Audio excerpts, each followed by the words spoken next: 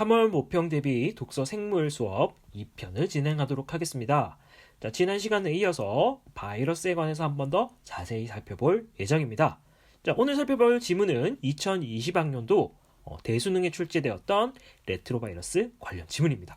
자, 바이러스에 대해서 일단은 한 번 더 복습을 해 봐야 될 것 같습니다. 자, 바이러스는 RNA와 DNA 그리고 효소로 구성되어 있는 코어 부분이 있었고, 그것을 외피막 또는 캡시드라 부르는 단백질로 구성된 막으로 그걸 감싸고 있다고 얘기를 했었죠. 그리고 형태는 이렇게 도넛 모양 또는 원형, 정육면체, 섬유사 형태로 생겼다라는 특징이 있었습니다. 그리고 가장 중요한 내용, 자, 바이러스는 세균과 달리 혼자 자가 증식이 불가능하기 때문에 이 세포 속으로 들어가서 자신의 DNA나 RNA를 기존의 세포의 DNA와 결합시켜서 증식이 이루어지는 방식으로 복제 또는 생존을 영위해 나간다는 특징이 있었습니다. 자, 그러면 본문을 한번 살펴보도록 하겠습니다. 첫 번째 문단 같이 살펴보도록 하겠습니다. 신체의 세포 조직 장기가 손상되어 더 이상 재기능하지 못할 때 이를 대체하기 위해서 이식을 실시하게 됩니다. 이때 이식으로 옮겨붙는 세포, 조직, 장기를 이식편이라 부르게 됩니다. 자신의 일란성 쌍둥이의 이식편을 이용할 수 없다면 다른 사람의 이식편으로 동종 이식을 실시할 수 있습니다.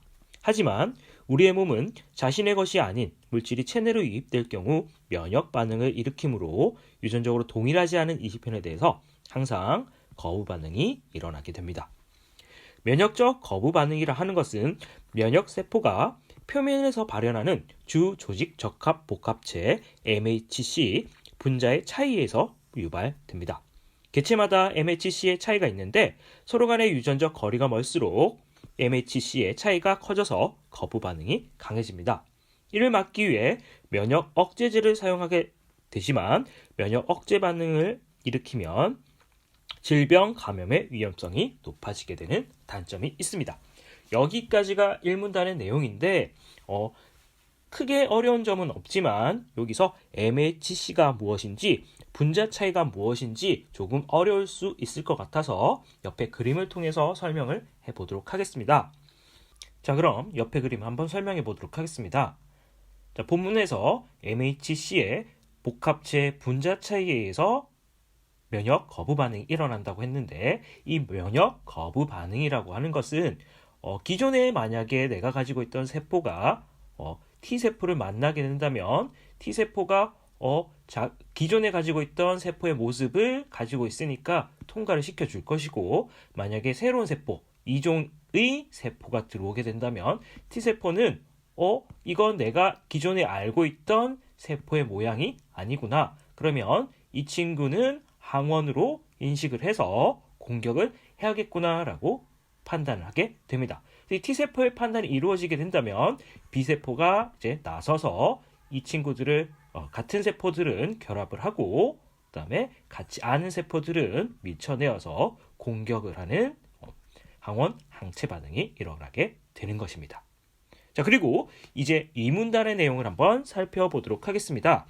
이 시에는 많은 비용이 소요될 뿐만 아니라 이식에 가능한 동종 이식편의 수가 매우 부족하기 때문에 이를 대체하기 위한 방법들이 개발되고 있습니다. 우선 인공심장 같은 전자기기의 인공장기를 이용하는 방법이 있습니다. 하지만 이는 장기 기능을 일시적으로 대체하는 데 사용되며 추가적인 전력 공급 및 정기적 부품 교체 등의 요구가 되는 단점이 있습니다.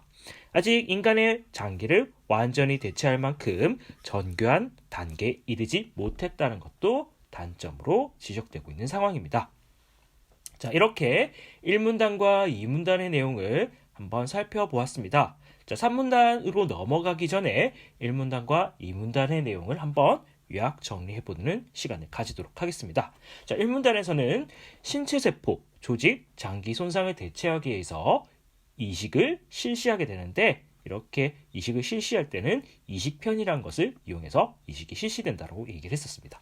그리고 다른 사람의 이식편으로 이식을 실시하는 경우를 동종 이식이라고 부르게 되었죠.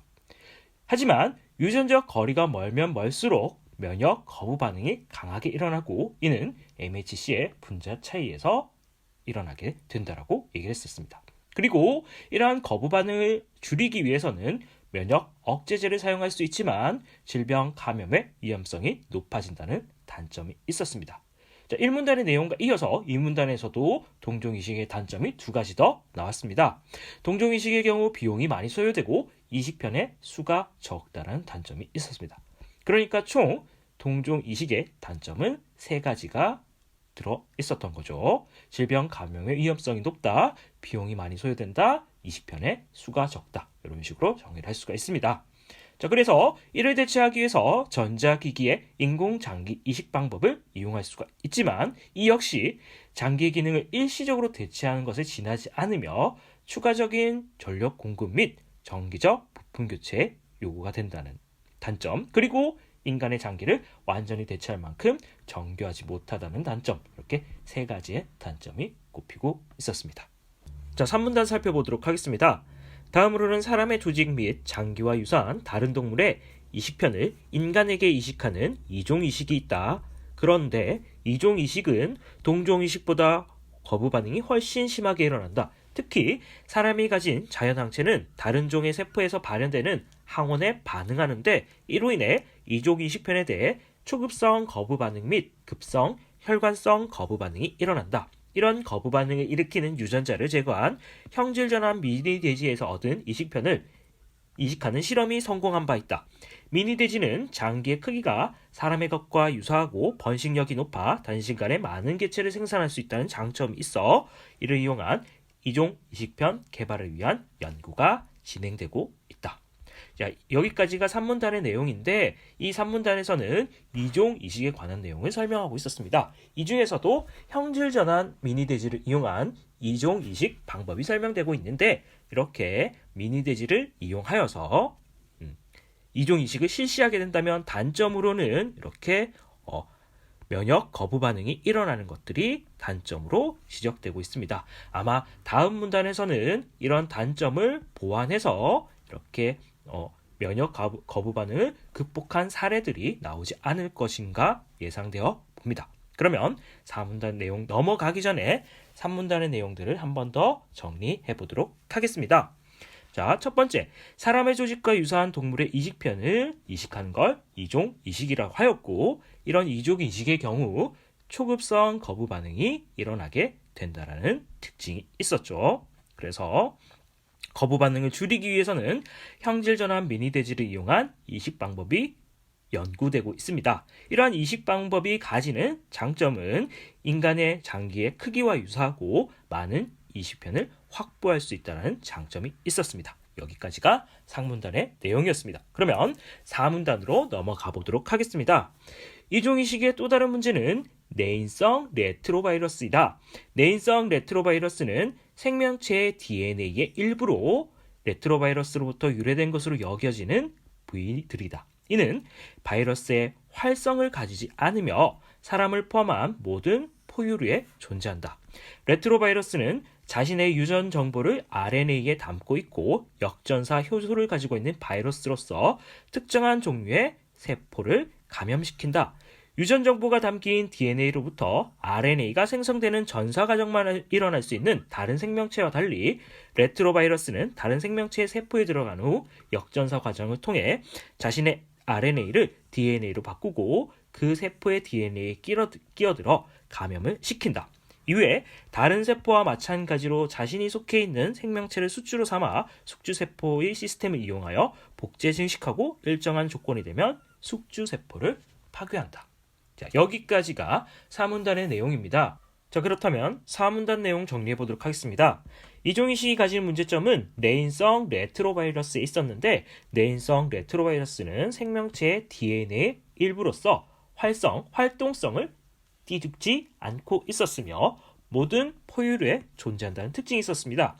레트로바이러스는 유전적 정보가 담긴 RNA와 역전사 효소가 있어 특정 종류의 세포를 감염시키고 이를 통해서 복제 증식하고 일정한 조건 만족 후 숙주 세포를 파괴시킨다는 특징이 있었습니다. 자, 그렇다면 5문단의 내용으로 한번 넘어가 보도록 하겠습니다. 자, 그런데 정자, 난자와 같은 경우 생식세포가 레트로바이러스에 감염되고도 살아남는 경우가 있었다. 이런 세포로부터 유래된 자손의 모든 세포가 갖게 된 것이 내인성 레트로바이러스이다. 내인성 레트로바이러스는 세대가 지나면서 돌연변이로 인해 염기서열이 변화하게 되며 해당 세포 안에서 바이러스로 활동하지 않는다. 활성을 띠지 않는다는 것이겠죠. 그 다음 문단도 한번 살펴보도록 하겠습니다. 그러나 내인성 레트로바이러스를 떼어 다른 종의 세포 속에 주입하면 이는 레트로바이러스로 변환하여 세포를 감염시키기도 한다. 따라서 DNA에 포함된 내인성 레트로바이러스를 효과적으로 제거하는 기술이 개발 중에 있다. 그리고 마지막 문단, 그동안 대체 기술과 관련한 연구 성과를 토대로 이상적인 이식편을 개발하기 위해 많은 연구가 수행되고 있다라는 것이 이 글의 내용이었습니다. 자, 그래서 형질 전환을 일으킨 미니 바이러스가 레트로 바이러스에 감염되어 있는 경우 이 레트로 바이러스를 제거하여서 인간에게 이식하는 실험이 진행 중이었다라는 내용으로 정리할 수가 있겠죠. 그러면 총정리 한번 해보도록 하겠습니다. 자, 정자와 난자의 경우 파괴되지 않고 레트로 바이러스에 감염된 채로 살아남는 경우가 있는데 이런 것을 가진 것을 레트로 바이러스라고 설명했습니다. 레트로 바이러스는 세대를 거치면서 돌연변이가 나타나고 이로 인해서 염기서열의 변화가 일어나고 세포 안에선 활성이 일어나지 않는 특징이 있었습니다. 하지만 다른 종으로 세포가 주입되는 경우 활성이 일어나서 그 세포를 감염시키게 되는 것이죠.